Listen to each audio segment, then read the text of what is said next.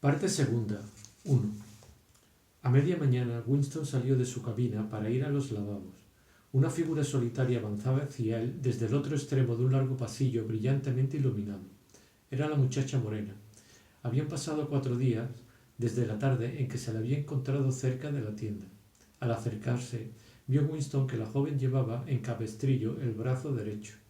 De lejos no se había fijado en ello porque las vendas tenían el mismo color que el mono. Probablemente se había aplastado la mano para hacer girar uno de los grandes calidoscopios donde se fabricaban los argumentos de las novelas. Era un accidente que ocurría con frecuencia en el departamento de novela. Estaban separados todavía por 4 metros cuando la joven dio un traspié y se cayó de cara al suelo exhalando un grito de dolor. Por lo visto, había caído sobre el brazo herido. Winston se paró en seco. La muchacha logró ponerse de rodillas. Tenía la cara muy pálida y los labios, por contraste, más rojos que nunca. Clavó los ojos en Winston con una expresión desolada que más parecía de miedo que de dolor. Una curiosa emoción conmovió a Winston. Frente a él tenía a la enemiga que procuraba su muerte. Frente a él, también, había una criatura humana que sufría y que quizá se hubiera partido el hueso de la nariz. Se acercó a ella instintivamente, para ayudarla. Winston había sentido el dolor de ella en su propio cuerpo al verla caer con el brazo vendado. «¿Estás herida?», le dijo. «No es nada, el brazo. Estaré bien enseguida». Hablaba como si le saltara el corazón. Estaba temblando y palidísima. «¿No te has roto nada?» «No, estoy bien. Me dolió un momento nada más». Le tendió a Winston su mano libre y él la ayudó a levantarse. Le había vuelto algo de color y parecía hallarse mucho mejor. «No ha sido nada», replicó poco después. «Lo que me dolió fue la muñeca». «Gracias, camarada». Y sin más, continuó en dirección que traía con paso tan vivo como si realmente no le hubiera sucedido nada. El incidente no había durado más de medio minuto. Era un hábito adquirido por instinto ocultar los sentimientos y además, cuando ocurrió aquello, se hallaban exactamente delante de una telepantalla. Sin embargo, a Winston le había sido muy difícil no traicionarse y manifestar una sorpresa momentánea, pues en los 2 o 3 segundos en que ayudó a la joven a levantarse, ésta le había deslizado algo en la mano. Evidentemente lo había hecho a propósito. Era un pequeño papel doblado. Al pasar por la puerta de los lavabos, se lo metió en el bolsillo. Mientras estuvo en el urinario, se las arregló para desdoblarlo dentro del bolsillo. Desde luego, tenía que haber algún mensaje en ese papel. Estuvo tentado de entrar en uno de los váteres y leerlo allí, pero eso habría sido una locura. En ningún sitio vigilaban las telepantallas con más interés que los retretes. Volvió a su cabina, sentóse, arrojó el pedazo de papel entre los demás de encima de la mesa, se puso las gafas y se acercó a la escribe. «Todavía 5 minutos», se dijo a sí mismo. «Por lo menos 5 minutos». Le galopaba el corazón en el pecho con aterradora velocidad. Afortunadamente, el trabajo que estaba realizando era de simple rutina, la rectificación de una larga lista de números, y no necesitaba fijar la atención. Las palabras contenidas en el papel tendrían, con toda seguridad, un significado político. Había 2 posibilidades, calculaba Winston. Una, la más probable, era que la chica fuera una agente de la policía del pensamiento, como él temía. No sabía por qué empleaba la policía del pensamiento este procedimiento para entregar sus mensajes, pero podía tener sus razones para ello. Lo escrito en el papel podía ser una amenaza, una orden de suicidarse, una trampa.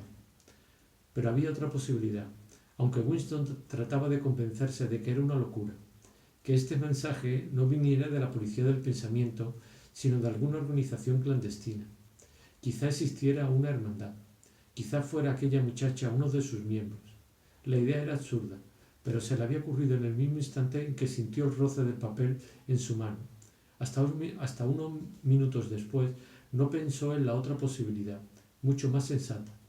E incluso ahora, aunque su cabeza le decía que el mensaje significaba probablemente la muerte, no acababa de creerlo y persistía en él la disparatada esperanza. Le latía el corazón y le costaba un gran esfuerzo conseguir que no le temblaran la voz mientras murmuraba las cantidades en el hablaescribe. Cuando terminó, hizo un rollo con sus papeles y los introdujo en el tubo neumático. Habían pasado 8 minutos. Se ajustó las gafas sobre la nariz. Suspiró y se acercó al otro montón de hojas que había de examinar. Encima estaba el papelito doblado. Lo desdobló. En él había escrita estas palabras con letra impersonal: Te quiero. Winston se quedó tan estupefacto que ni siquiera tiró aquella prueba delictiva en el agujero de la memoria. Cuando por fin reaccionando se dispuso a hacerlo, aunque sabía muy bien cuánto peligro había de manifestar demasiado interés por algún papel escrito, volvió a leerlo antes para convencerse de que no había soñado. Durante el resto de la mañana fue muy difícil trabajar. Peor aún que fijar su mente sobre las tareas habituales, era la necesidad de ocultarle a la telepantalla su agitación interior. Sintió como si le quemara un fuego en el estómago. La comida en la testada y ruidosa cantina le resultó un tormento. Había esperado hallarse un rato solo durante el almuerzo, pero tuvo la mala suerte de que el imbécil de Parsons se le colocara a su lado y le soltara una interminable sarta de tonterías sobre los preparativos para la Semana del Odio. Lo que más le entusiasmaba a aquel simple era un modelo en cartón de la cabeza del Gran Hermano, de 2 metros de anchura, que estaban preparando en el grupo de espías al que pertenecía la niña de Parsons. Lo más irritante era que Winston apenas podía oír lo que le decía Parsons y tenía que rogarle constantemente que repitiera las estupideces que acababa de decir. Por un momento divisó a la chica morena, que estaba en una mesa con otras 2 compañeras al otro extremo de la estancia. Pareció no verle y él no volvió a mirar en aquella dirección. La tarde fue más soportable. Después de comer, recibió un delicado y difícil trabajo que le había de procurar varias horas y acaparar su atención. Consistía en falsificar una serie de informes de producción de 2 años antes con objeto de desacreditar a un prominente miembro del partido interior que empezaba a estar mal visto. Winston servía para estas cosas y durante más de 2 horas logró apartar a la joven de su mente. Entonces le volvió el recuerdo de su cara y sintió un rabioso e intolerable deseo de estar solo, porque necesitaba la soledad para pensar a fondo en sus nuevas circunstancias. Aquella noche era una de las elegidas por el centro comunal para sus reuniones.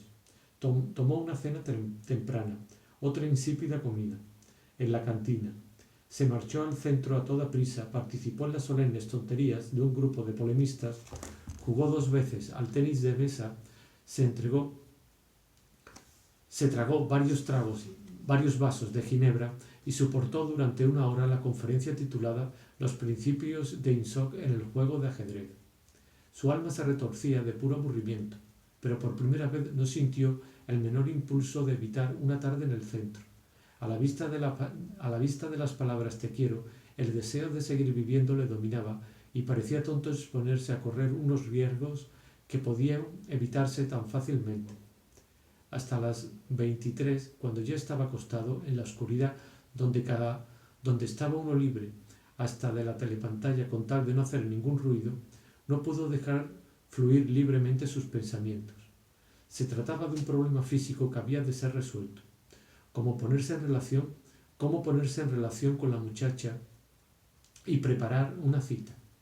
No creía ya posible que la joven le estuviera tendiendo una trampa. Estaba seguro de que no era así por la inconfundible agitación que ella no había podido ocultar al entregarle el papelito. Era evidente que estaba asustadísima y con motivo sobrado. A Winston no le pasó siquiera por la cabeza la idea de rechazar a la muchacha. Solo hacía 5 noches que se había propuesto romperle el cráneo con una piedra, pero lo mismo daba. Ahora se la imaginaba desnuda como la había visto en su ensueño. Se la había figurado idiota como a las demás, con la cabeza llena de mentiras y de odios y el vientre helado. Una angustia febril se apoderó de él al pensar que pudiera perderla, que aquel cuerpo blanco y juvenil se le escapara. Lo que más temía era que la muchacha cambiase de idea si no se ponía en relación con ella rápidamente. Pero la dificultad física de esta aproximación era enorme. Resultaba tan difícil que intentar un movimiento en el juego de ajedrez cuando ya le han dado a uno el mate. A donde quiera que fuera uno, allí estaba la telepantalla. Todos los medios posibles para comunicarse con la joven se le ocurrieron a Winston a los 5 minutos de leer la nota, pero una vez acostado y con tiempo para pensar, los fue analizando uno a uno como si tuviera esparcidas en una mesa una fila de herramientas para probarlas. Desde luego, la clase de encuentro de aquella mañana no podía repetirse. Si ella hubiera trabajado en el departamento de registro, habría sido muy sencillo, pero Winston tenía una idea muy remota de dónde estaba el departamento de novela en el edificio del ministerio, y no tenía pretexto alguno para ir allí. Si hubiera sabido dónde vivía y a qué hora salía del trabajo, se las habría arreglado para hacerse el encontradizo, pero no era prudente seguir en la casa, ya que esto suponía esperar delante del ministerio a la salida, lo cual llamaría la atención indefectiblemente. En cuanto a mandar una carta por correo, sería una locura. Ni siquiera se ocultaba que todas las cartas se abrían, por lo cual casi nadie escribía ya carta. Para los mensajes que se necesitaban mandar, había tarjetas impresas con largas listas de frases y se escogía la más adecuada borrando las demás. En todo caso, no solo ignoraba la dirección de la muchacha, sino incluso su nombre. Finalmente, decidió que el sitio más seguro era la cantina. Si pudiera ocupar una mesa junto a la de ella, hacia la mitad del local, no demasiado cerca de la telepantalla, y con el zumbido de las conversaciones alrededor, le bastaba con 30 segundos para ponerse de acuerdo con ella. Durante una semana después, la vida fue para Winston como una pesadilla. Al día siguiente, la joven no apareció por la cantina hasta el momento en que él se marchaba, cuando ya había sonado la sirena. Seguramente la habían cambiado a otro turno. Se cruzaron sin mirarse. Al día siguiente, estuvo ella en la cantina a la hora de costumbre, pero con otras 3 chicas y debajo de una telepantalla. Pasaron 3 días insoportables para Winston, en que no la vio en la cantina. Tanto su espíritu como su cuerpo habían adquirido una hipersensibilidad que casi le imposibilitaba para hablar y moverse. Incluso en sueños no podía librarse por completo de aquella imagen. Durante aquellos días no abrió su diario. El único alivio lo encontraba en el trabajo. Entonces conseguía olvidarla durante 10 minutos seguidos. No tenía ni la menor idea de lo que pudiera haberle ocurrido y no había que pensar en hacer una investigación. Quizá la hubieran vaporizado, quizá se hubiera suicidado o a lo mejor la habían trasladado al otro extremo de Oceanía. La posibilidad a la vez mejor y peor de todas era que la joven sencillamente hubiera cambiado de idea y le rehuyera. Pero al día siguiente reapareció, y no traía el brazo en cabestrillo, solo una protección de yeso alrededor de la muñeca. El alivio que sintió al verla de nuevo fue tan grande que no pudo evitar mirarla directamente durante varios segundos. Al día siguiente casi logró hablar con ella. Cuando Winston llegó a la cantina, la encontró sentada en una mesa muy alejada de la pared. Estaba completamente sola. Era temprano y había poca gente. La cola avanzó hasta que Winston se encontró casi junto al mostrador, pero se detuvo allí unos 2 minutos a causa de que alguien se quejaba de no haber recibido su pastilla de sacarina. Pero la muchacha seguía sola cuando Winston tuvo ya servida su bandeja y avanzaba hacia ella. Lo hizo como por casualidad, fingiendo que buscaba un sitio más allá de donde se encontraba la joven. Estaban separados todavía unos 3 metros.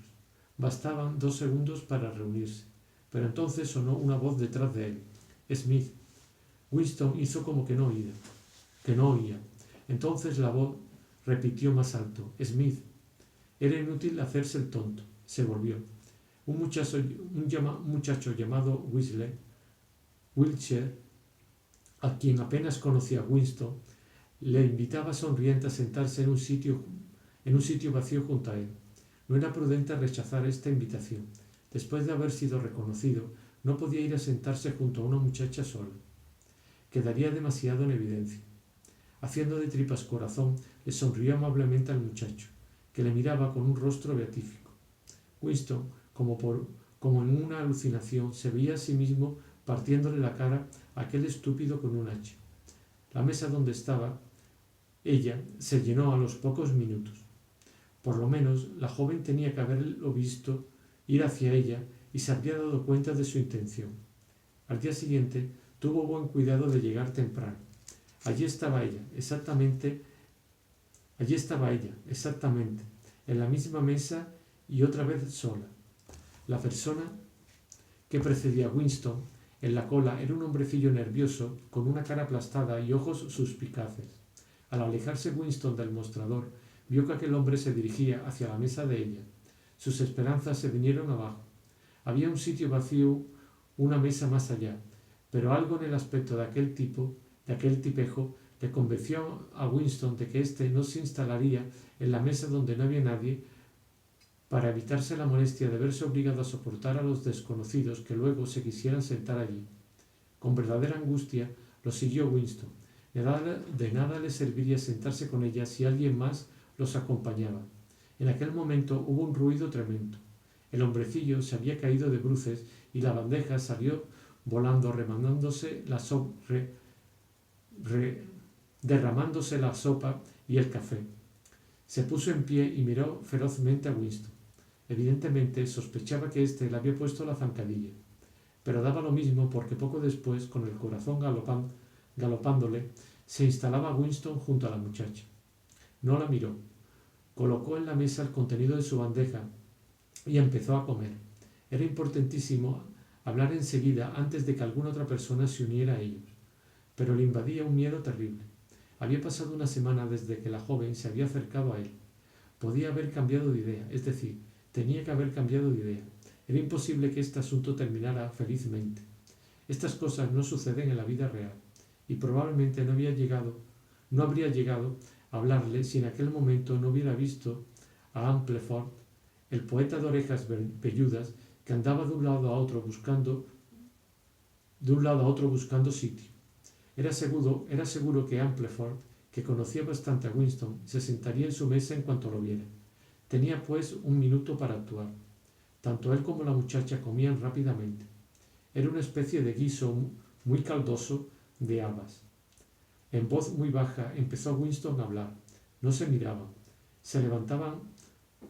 Se llevaban a la boca la comida y entre cucharada y cucharada se decían las palabras indispensables en voz baja e inexpresiva. ¿A qué hora sales del trabajo? 18:30.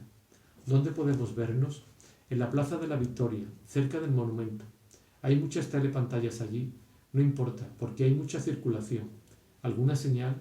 No. No te acerques hasta que no me veas entre mucha gente. Y no me mires. Sigue andando cerca de mí. ¿A qué hora? A las 19. Muy bien. Amplefort no vio a Winston y se sentó en otra mesa. No volvieron a hablar, y el humanamente posible entre dos personas sentadas una frente a otra y en la misma mesa no se miraban. La joven acabó de comer a toda velocidad y se marchó. Winston se quedó fumando un cigarrillo. Antes de la hora convenida estaba Winston en la Plaza de la Victoria. Dio vueltas en torno a la enorme columna en lo alto de la cual estaba la estatua del Gran Hermano,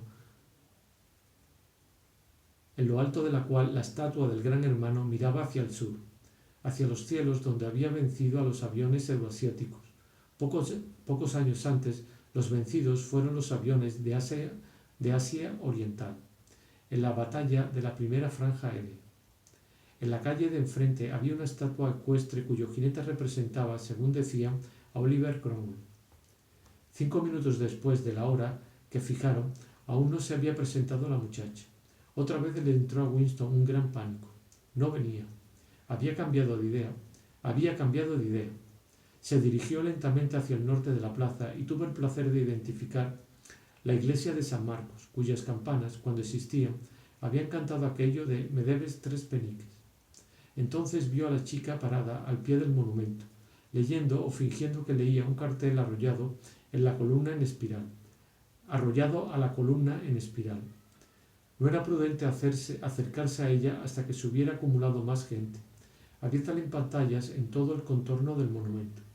Pero en aquel mismo momento se produjo una gran gritería y el ruido de unos vehículos pesados que venían por la izquierda. De pronto, todos cruzaron corriendo la plaza.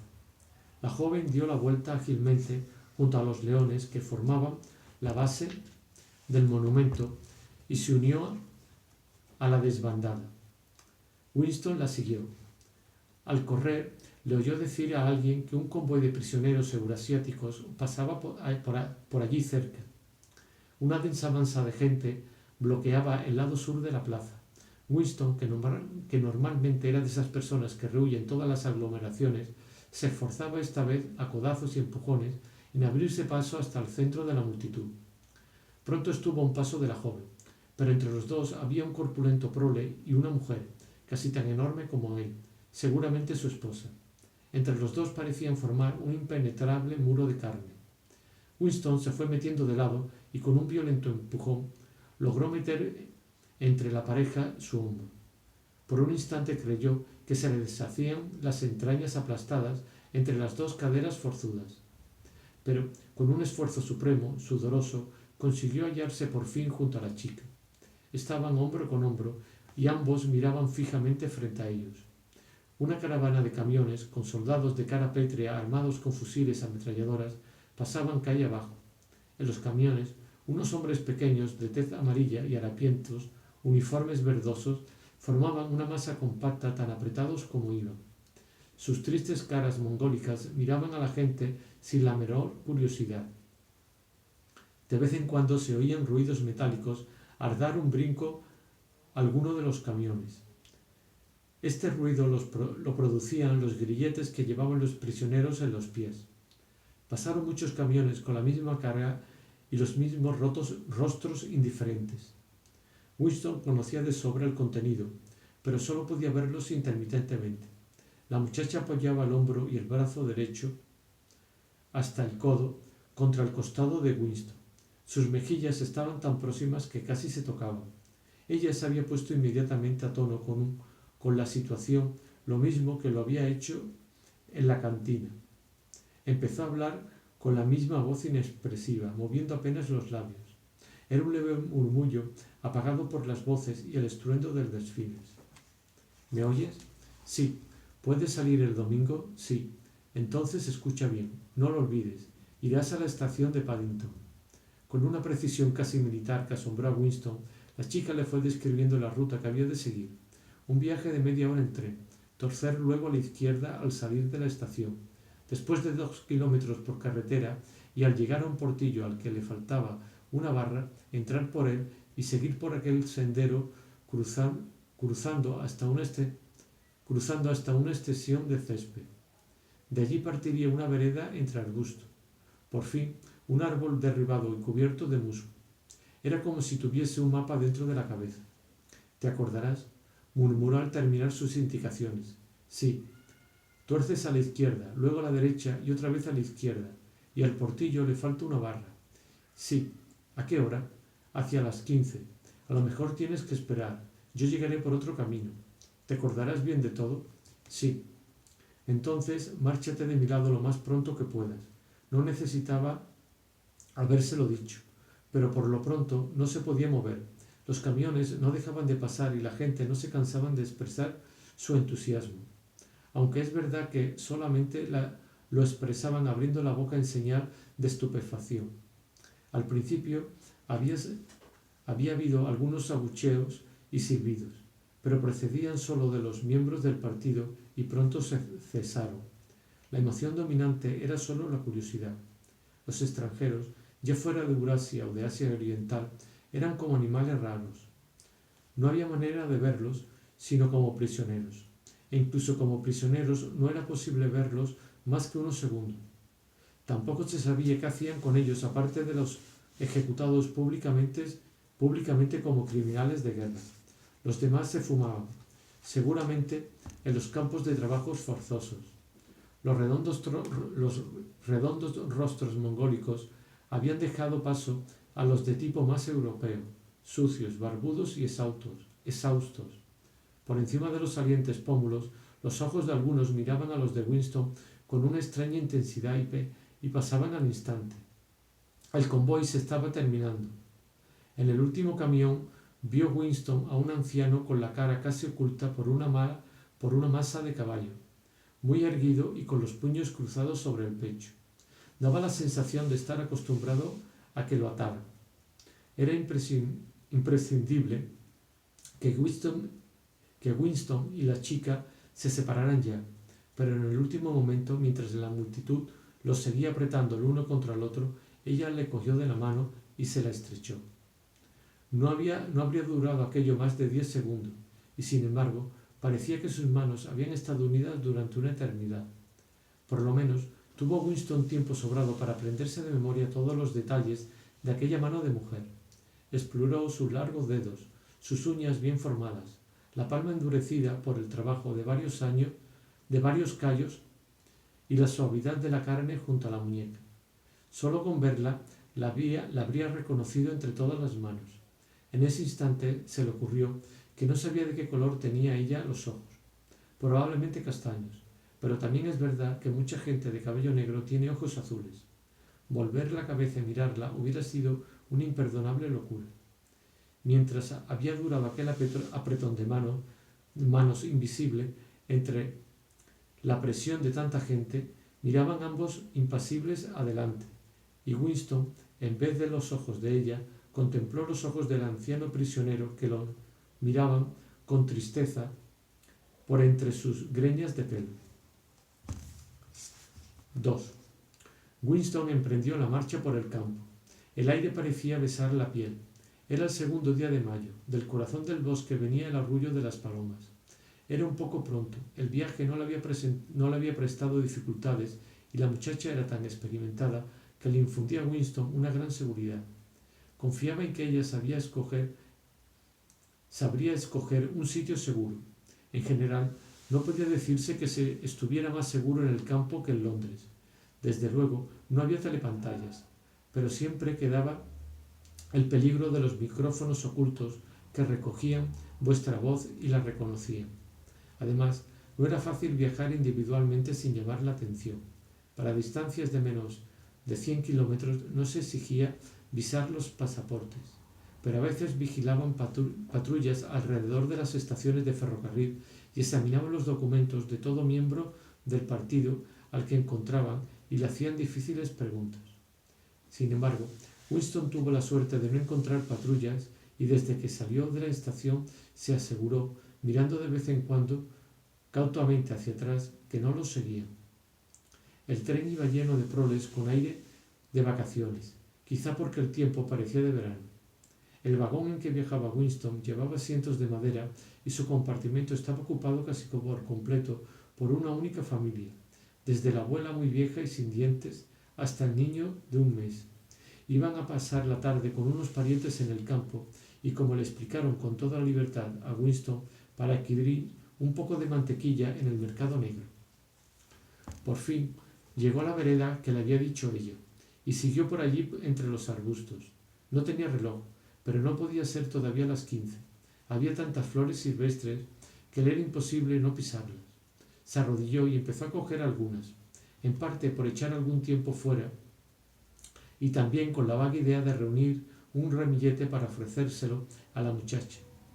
Pronto formó un gran ramo y estaba oliendo un enfermizo aroma cuando se quedó helado al oír el inconfundible crujido de unos pasos tras él sobre las ramas secas. Siguió cogiendo florecillas. Era lo mejor que podía hacer.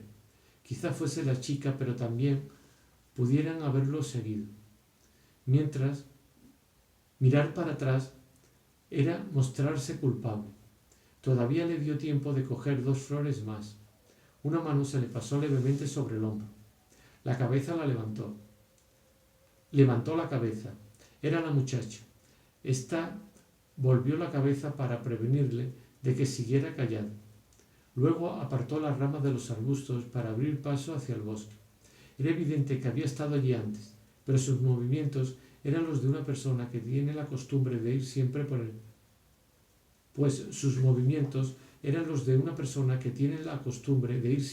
mismo sitio. Winston la siguió sin soltar su ramo de flores. Su primera sensación fue de alivio, pero mientras contemplaba el cuerpo femenino, esbelto y fuerte a la vez, que se movía delante de él, y se fijaba en el ancho cinturón rojo, lo bastante apretado para hacer resaltar la curva de sus caderas, empezó a sentir su propia inferioridad. Incluso ahora le parecía muy probable que cuando ella se volviera y lo mirara, lo abandonaría. La dulzura del aire y el verdor de las hojas lo hechizaban. Y cuando De la estación, el sol, y cuando venía de la estación, el sol de mayo le había hecho sentirse sucio a los pies, a la piel, le había hecho sentirse sucio y gastado. Una criatura de puertas adentro que llevaba pegado a la piel el polvo de Londres. Se le ocurrió pensar que hasta ahora no había visto ella, que no lo había visto ella de cara a plena luz. Llegaron al árbol derribado del que la joven había hablado. Ésta saltó por encima del tronco y, separando las grandes matas que lo rodeaban, pasó a un pequeño claro. Winston, al seguirla, vio que el pequeño escenario estaba rodeado todo por arbusto y oculto por ellos. La muchacha se detuvo y volviéndose hacia él le dijo: «Ya hemos llegado». Winston se hallaba a varios pasos de ella. Aún no se atrevía a acercársele más. No quise hablar en la vereda», prosiguió ella, «por si acaso había algún micrófono escondido. No creo que lo haya, pero no es imposible. Siempre cabe la posibilidad de que uno de esos cerdos te reconozca en la voz. Aquí estamos bien». Todavía le faltaba valor a Winston para acercarse a ella. Por eso se limitó a repetir tontamente: «¿Estamos bien aquí?» «Sí, mira los árboles». Eran unos arbolillos de ramas finísimas. No hay nada lo bastante grande para ocultar un micrófono. Además, ya he estado aquí antes. Solo hablaba. Él se había decidido ya a acercarse más a ella. Sonriente, con una cierta ironía en la expresión, la joven estaba muy derecha ante él, como preguntándose por qué él tardaba tanto en empezar. El ramo de flores silvestres se había caído al suelo. Winston le cogió la mano. «¿Quieres creer», dijo, «que hasta este momento no sabía de qué color tienes los ojos?» Eran castaños, bastante claros, con pestañas negras. «Ahora que me has visto a plena luz y cara a cara, ¿puedes soportar mi presencia?» «Sí, bastante bien. Tengo 39 años, estoy casado y no me puedo librar de mi mujer. Tengo varices y cinco dientes postizos». «Todo eso no me importa en absoluto», dijo la muchacha. Un instante después, sin saber cómo, se la encontró Winston en sus brazos. Al principio, su única sensación era de incredulidad.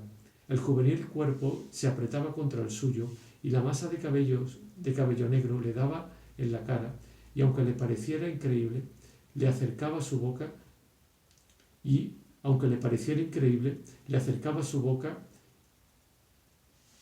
y él la besaba. Sí, estaba besando aquella boca grande y roja. Ella le echó los brazos al cuello y empezó a llamarle querido, amor mío, precioso. Winston la tendió en el suelo. Ella no se resistió. Podía hacer con ella lo que quisiera. Pero la verdad era que no sentía ningún impulso físico, ninguna sensación aparte de la del abrazo.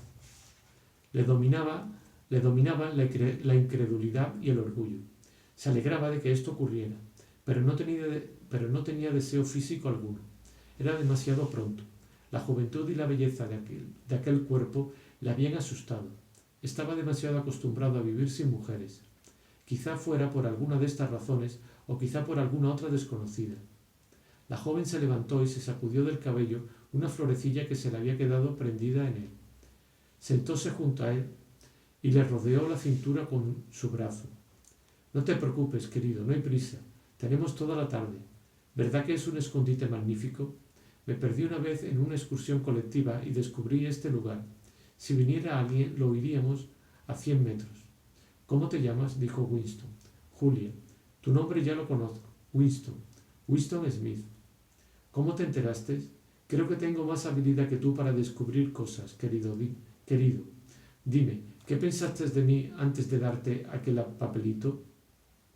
Winston no tuvo ni la menor tentación de mentirle. Era una especie de ofrenda amorosa empezar confesando lo peor. «Te odiaba. Quería abusar de ti y luego asesinarte. Hace 2 semanas pensé seriamente romperte la cabeza con una piedra.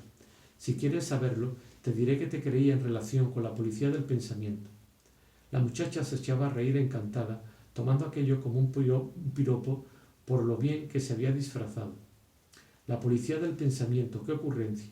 No es posible que lo creyeras. Bueno, quizá no fuera exactamente eso, pero por tu aspecto, quizá por tu juventud y por lo saludable que eres, en fin, ya comprendes. Creí que probablemente pensaste que era una excelente afiliada, pura en palabras y en hechos, estandartes, desfiles, consignas, excursiones colectivas y todo eso. Y creíste que a las primeras de cambio te denunciaría como criminal mental y haría que te mataran. Sí, algo así. Ya sabe que muchas chicas son de ese modo. La culpa la tiene esa porquería, dijo Julia quitándose el cinturón rojo de la liga antisex y tirándolo a una rama donde quedó colgado. Luego, como si el tocarse la cintura le hubiera recordado algo, sacó del bolsillo de su mono una tableta de chocolate, la partió por la mitad y le dio a Winston uno de los pedazos. Antes de probarlo, ya sabía él por el olor que era un chocolate muy poco frecuente. Era oscuro y brillante, envuelto en papel de plata. El chocolate, corrientemente, era de un color castaño claro y desmigajaba con gran facilidad. Y en cuanto a su sabor, era algo así como el del humo de la goma quemada. Pero alguna vez había probado chocolate como el que ella le daba ahora. Su aroma le había despertado recuerdos que no podía localizar, pero que lo turbaban intensamente. ¿Dónde encontraste esto?, dijo. En el mercado negro, dijo ella con indiferencia. Yo me las arreglo bastante bien. Fui jefe de sección de los espías. Trabajo voluntariamente 3 veces a la semana en la Liga Juvenil Antisex. Me he pasado horas y horas desfilando por Londres. Siempre soy yo la que lleva uno de los estandartes. Pongo muy buena cara y nunca intento librarme de una lata. Mi lema es, grita siempre con los demás. Es el único modo de estar seguros. El primer trocito de chocolate se le había derretido a Winston en la lengua. Su sabor era delicioso, pero le seguía rondando aquel recuerdo que no podía fijar, algo así como un objeto visto por el rabillo del ojo. Hizo por librarse de él, si bien le quedó la sensación de que se trataba de algo que él había hecho en tiempos y que hubiera preferido no haber hecho. Eres muy joven, dijo. Debes de ser unos 10 o 15 años más joven que yo. ¿Qué has podido ver en un hombre como yo que te haya atraído? Algo en tu cara. Me decidí a arriesgarme. Conozco enseguida a la gente de la acera de enfrente. En cuanto te vi supe que estabas contra ellos. Ellos, por lo visto, quería decir el partido, y sobre todo el partido interior, sobre el cual hablaba Julia con un odio manifiesto que intranquilizaba a Winston, aunque sabía que aquel sitio en que se hallaban era uno de los poquísimos lugares donde nada tenían que temer. Le asombraba la rudeza con que hablaba Julia. Se suponía que los miembros del partido no decían palabrotas y el propio Winston apenas las decía como no fuera entre dientes. Sin embargo, Julia no podía nombrar al partido, especialmente al partido interior, sin usar palabras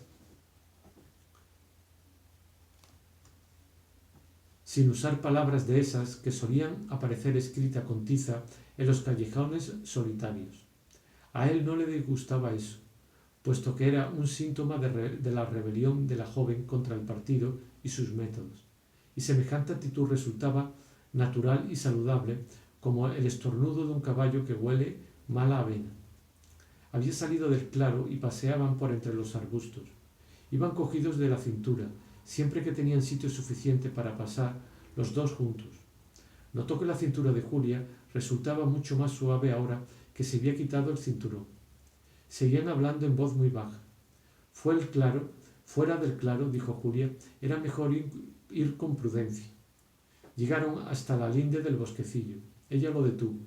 No salgas a campo abierto. Podía haber alguien que nos viera. Estaremos mejor detrás de las ramas. Y permanecieron a la sombra de los arbustos.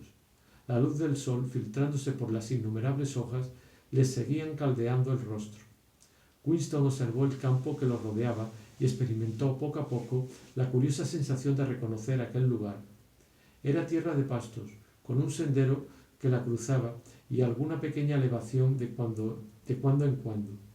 En la valla, medio rota, que se veía al otro lado, se divisaban las ramas de unos olmos que se balanceaban con la brisa y sus hojas se movían en densas masas como cabelleras femeninas. Seguramente por allí cerca, como fuera de su vista, habría un arroyuelo. ¿No hay por aquí cerca un arroyo?, murmuró. Sí lo hay. Está al borde del terreno colindante con este. Hay peces muy grandes,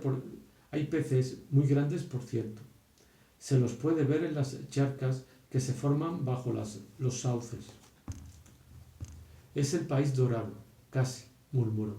El país dorado no tiene importancia. Es un paisaje que he visto algunas veces en sueños.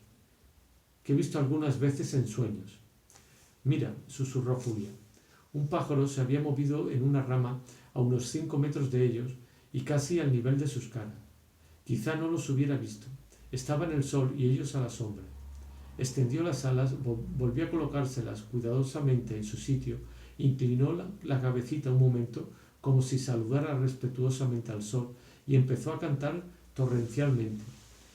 En el silencio de la tarde sobrecogía el volumen de aquel sonido. Winston y Julia se abrazaron fascinados.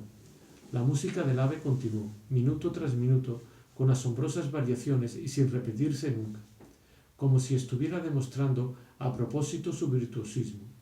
A veces se detenía unos segundos, extendía y recogía sus alas, luego hinchaba su pecho moteado y empezaba de nuevo su concierto.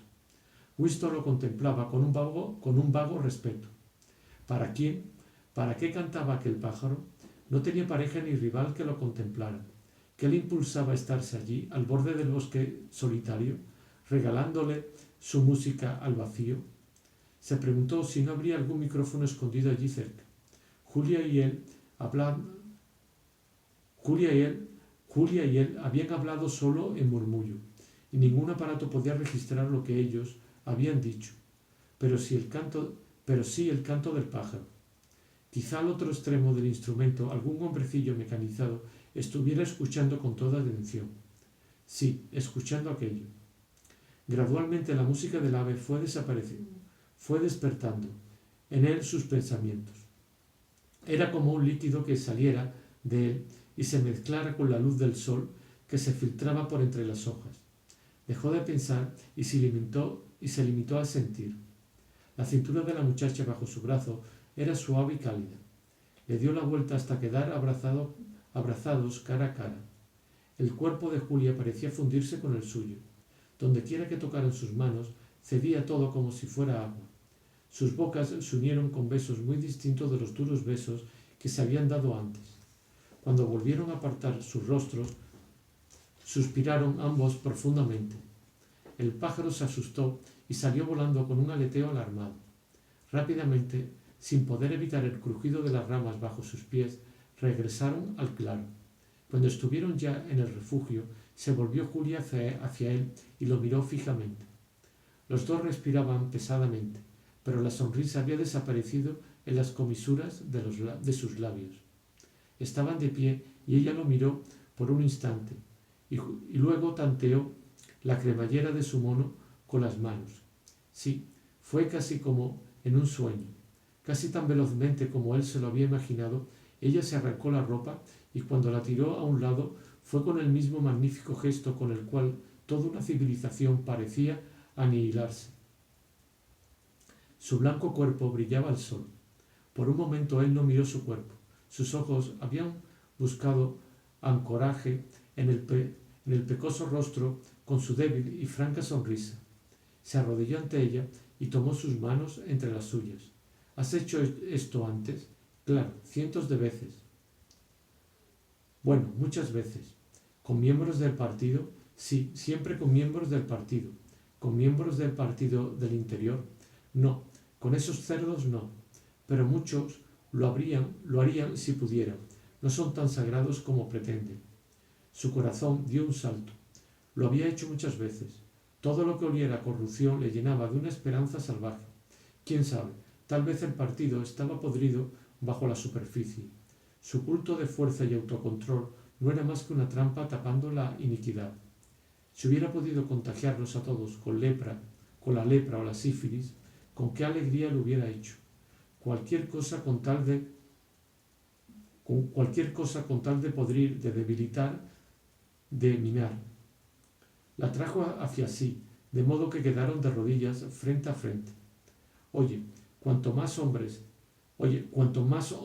hayas tenido, más te quiero yo, ¿lo comprendes? Sí, perfectamente. Odio la pureza, odio la bondad. No quiero que exista ninguna virtud en ninguna parte. Quiero que todo el mundo esté corrompido hasta los huesos. Pues bien, debo irte bien. Pues bien, debo irte bien, cariño. Estoy corrompida hasta los huesos. ¿Te gusta hacer esto? No quiero decir simplemente yo. Me refiero a la cosa en sí. Lo adoro. Esto era sobre todas las cosas lo que quería oír. No simplemente el amor por una persona, sino el instinto animal, el simple, indiferenciado deseo. Esta era la fuerza que destruiría el partido. Le empujó contra la hierba entre las campanillas azules. Esta vez no hubo dificultad. El movimiento de sus pechos fue bajando hasta la velocidad normal y con un movimiento de desamparo se fueron separando. El sol parecía haber intensificado su calor. Los dos estaban adormilados. Él alcanzó su desechado mono y la cubrió parcialmente.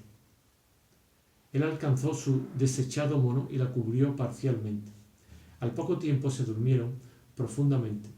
Al cabo de media hora se despertó Winston. Se incorporó y contempló a Julia, que seguía durmiendo tranquilamente con su cara pecosa en la palma de la mano. Aparte de la boca, sus facciones no eran hermosas. Si se miraba con atención, se descubrían unas pequeñas arrugas en torno a los ojos. El cabello negro y corto era extraordinariamente abundante y suave. Pensó entonces que todavía ignoraba el apellido y el domicilio de ella. Este cuerpo joven y vigoroso, desamparado ahora en el sueño, despertó en él un compasivo y protector sentimiento. Pero la ternura que había sentido mientras escuchaba el canto del pájaro había desaparecido ya. Le apartó el mono a un lado y estudió su cadera. En los viejos tiempos, pensó, un hombre miraba el cuerpo de una muchacha y veía que era deseable, y aquí se acababa la historia. Pero ahora no se podía sentir amor puro o deseo puro. Ninguna emoción era pura porque todo estaba mezclado con el miedo y el odio. Su abrazo había sido una batalla, el clímax una victoria. Era un golpe contra el partido. Era un acto político. 3. Podemos volver a este sitio, propuso Julia. En general, puede emplearse 2 veces el mismo escondite con tal que se deje pasar 1 o 2 meses. En cuanto se despertó, la conducta de Julia había cambiado. Tenía ya un aire prevenido y frío. Se vistió, se puso el cinturón rojo y empezó a planear el viaje de regreso.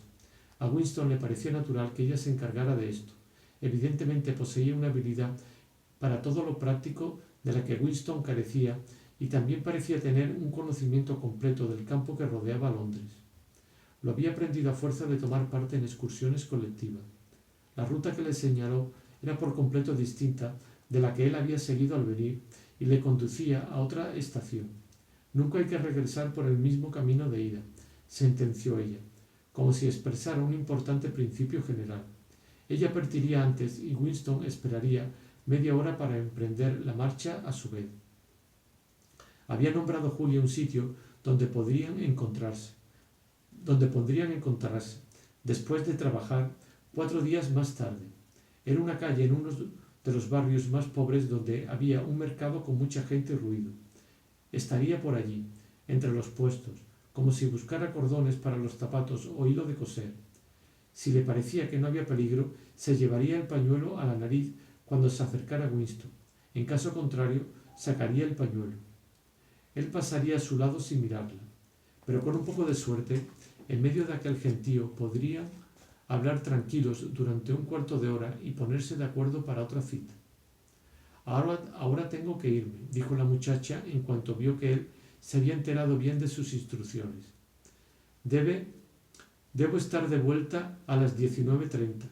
Tengo que dedicarme 2 horas a la Liga Antisex, repartiendo folletos o algo por el estilo. ¿Verdad que es un asco? Sacúdeme con las manos. ¿Estás seguro de que no tengo príncinas en el cabello? Bueno, adiós, amor mío, adiós. Se arrojó en sus brazos, lo besó casi violentamente y poco después desaparecía por el bosque sin hacer apenas ruido. Incluso ahora seguía sin saber cómo se llamaba de apellido ni dónde vivía.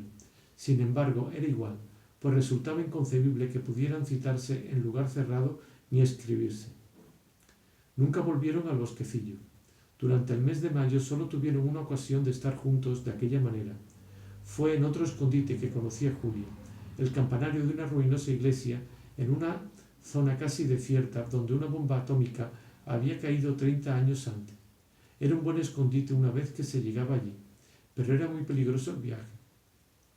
Aparte de esto, se vieron por las calles en un sitio diferente cada tarde y nunca más de media hora cada vez. En la calle era posible hablarse de cierta manera, mezclados con la multitud, juntos, pero dando la impresión de que era el movimiento de la masa lo que les hacía estar tan cerca, teniendo buen cuidado de no mirarse nunca. Podían sostener una curiosa e intermitente conversación que se encendía y apagaba como los rayos de luz de un faro. En cuanto se aproximaba un uniforme del partido o caían cerca de una telepantalla, se callaban inmediatamente y reanudaban la conversación minutos después, empezando a la mitad de una frase que habían dejado sin terminar. Y luego volvían a cortar en seco cuando les llegaba el momento de separarse. Y al día siguiente seguían hablando sin más preliminares. Julia parecía estar muy acostumbrada a esta clase de conversación que ella llamaba hablar por folletones. Tenía además una sorprendente habilidad para hablar sin mover los labios. Una sola vez en todo un mes de encuentros nocturnos consiguieron darse un beso. Pasaban en silencio por una calle. Julia nunca hablaba cuando estaba lejos de las calles principales, y en ese momento oyeron un ruido ensordecedor. La tierra tembló y se oscureció la atmósfera. Winston se encontró tendido al lado de Julia, magullado y con un terrible pánico. Una bomba cohete había estallado muy cerca. De pronto se dio cuenta de que tenía junto a la suya la cara de Julia. Estaba palidísima, hasta los labios los tenía blancos. No era palidez, sino una blancura de sal. Winston creyó que estaba muerta. La abrazó en el suelo y se sorprendió de estar besando un rostro vivo y cálido. Es que se le había llenado la cara del yeso pulverizado por la explosión. Tenía la cara completamente blanca.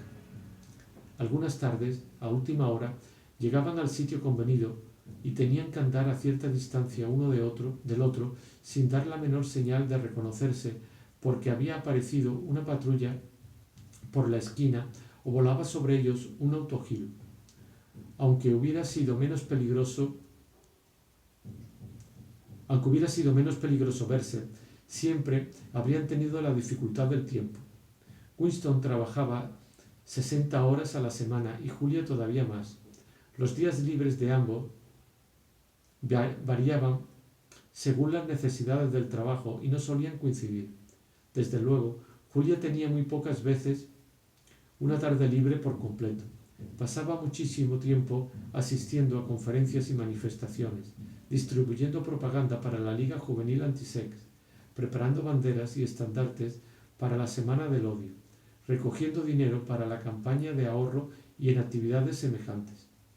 Aseguraba que merecía la pena darse ese trabajo suplementario. Era un camuflaje. Si se observaban las pequeñas reglas, se podían infringir las grandes.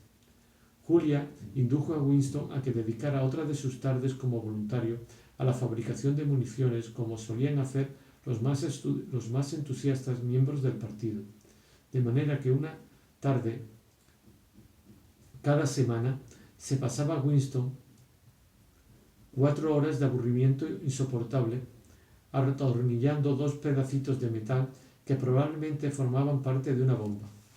Este trabajo en serie lo realizaban en un taller donde los martillazos se mezclaban espantosamente con la música de la telepantalla. El taller estaba lleno de corrientes de aire y muy mal iluminado. Cuando se reunieron en las ruinas del campanario, llenaron todos los huecos de sus conversaciones anteriores. Era una tarde achicharrante. El aire del pequeño espacio sobre las campanas era ardiente y respirable y olía de un modo insoportable a palomar. Allí permanecieron varias horas sentados en el polvoriento suelo, llevándose de cuando en cuando uno de ellos para asomarse levantándose de cuando en cuando uno de ellos para asomarse cautelosamente y asegurarse de que no se acercaba nadie. Julia tenía 26 años. Vivía en una especie de hotel con otras 30 muchachas. Siempre heredor de las mujeres. «Cómo las odio», comentó. Y trabajaba, como él había adivinado, en las máquinas que fabricaban novelas en el departamento dedicado a ello. Le distraía su trabajo, que consistía principalmente en manejar un motor eléctrico poderoso, pero lleno de resabios. No era una mujer muy lista, según su propio juicio, pero manejaba hábilmente las máquinas. Sabía todo el procedimiento para fabricar una novela, desde las directrices generales del comité inventor hasta los toques finales que daba la brigada de repaso. Pero no le interesaba el producto terminado, no le interesaba leer. Consideraba los libros como una mercancía, algo así como la mermelada o los cordones para los zapatos.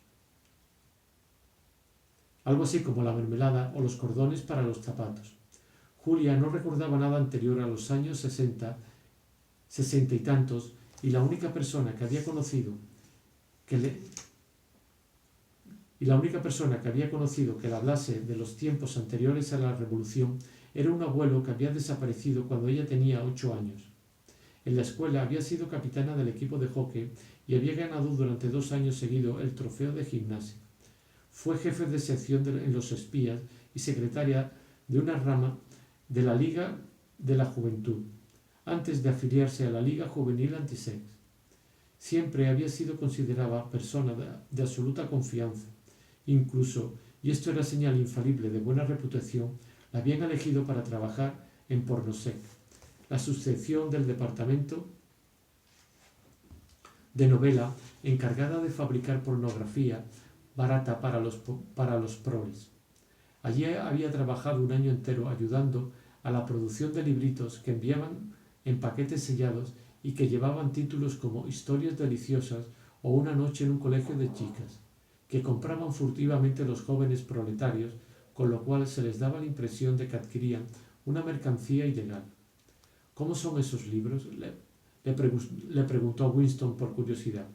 «Pues una porquería. Son de lo más aburrido. Solo hay 6 argumentos. Yo trabajaba únicamente en los calidoscopios. Nunca llegué a formar parte de la brigada de repaso. No tengo disposiciones para la literatura. Sí, querido, ni siquiera sirvo para eso». Winston se enteró con asombro de que en la Pornosec, excepto el jefe, no había más que chicas. Dominaba la teoría de que los hombres, por ser menos capaces que las mujeres de dominar su instinto sexual, se hallaba en mayor peligro de ser corrompidos por las sociedades que pasaban por sus manos. «Ni siquiera permiten trabajar allí a las mujeres casadas», añadió. «Se supone que las chicas solteras son siempre muy puras. Aquí tienes por lo pronto una que no lo es». Julia había tenido su primer asunto amoroso a los 16 años con un miembro del partido de 60 años que después se suicidó para evitar que lo detuviera. «Fue una gran cosa», dijo Julia, «porque si no, mi nombre se habría descubierto al confesar él». Desde entonces se habían sucedido varios otros. Para ella la vida era muy sencilla. Una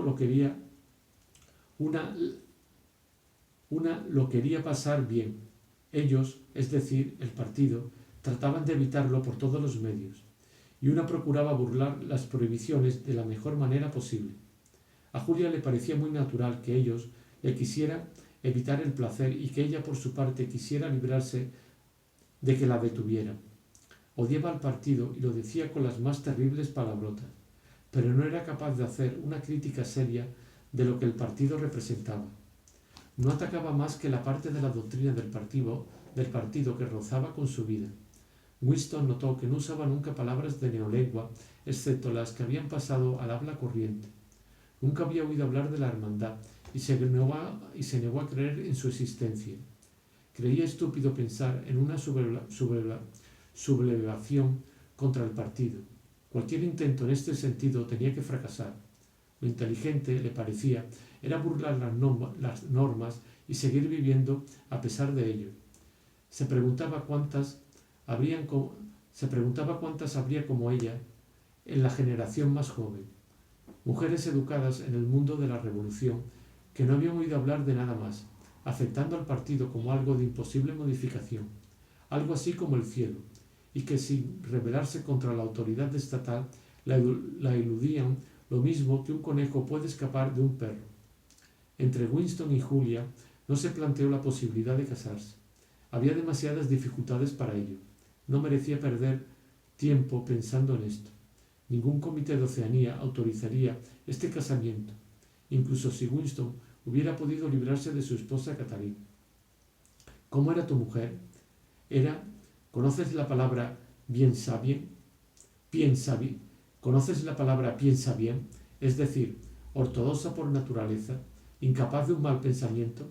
No conozco esa palabra, pero sí la clase de persona a que te refieres.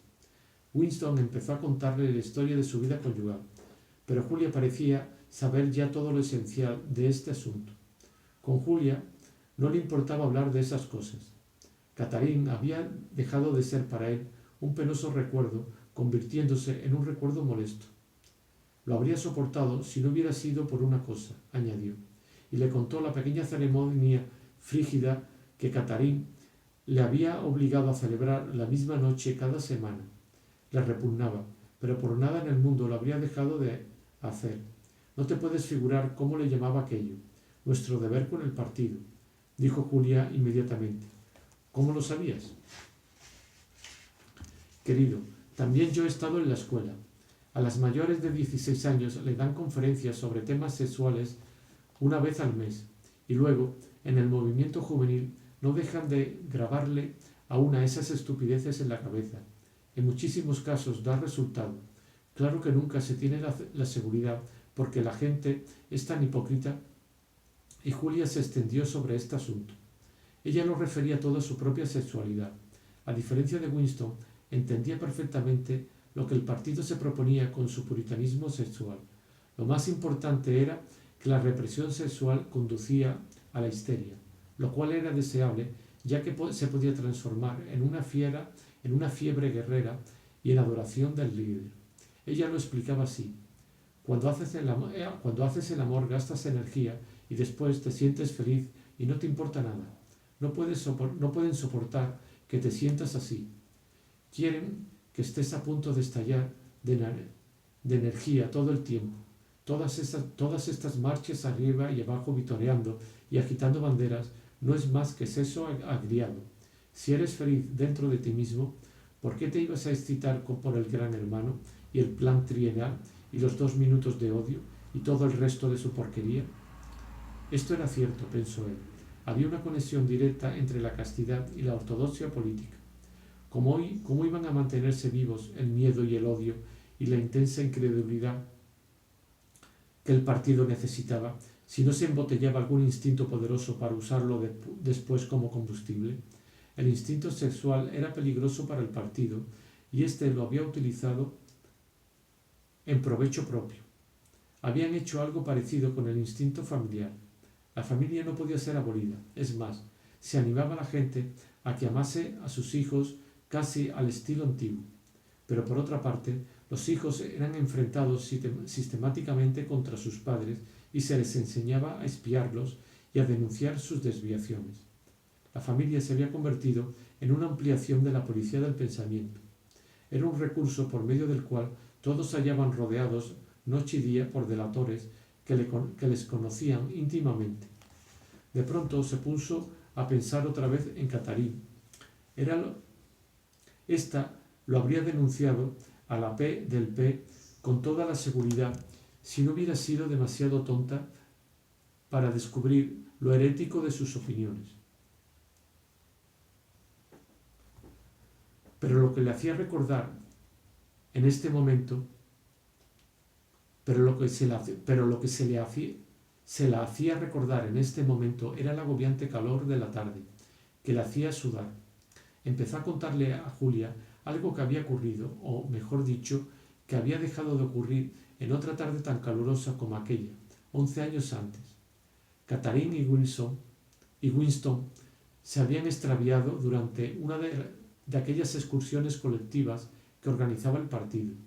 Iban retrasados y por equivocación doblaron por un camino que los condujo rápidamente a un lugar solitario. Estaban al borde de un precipicio. Nadie había allí para preguntarle.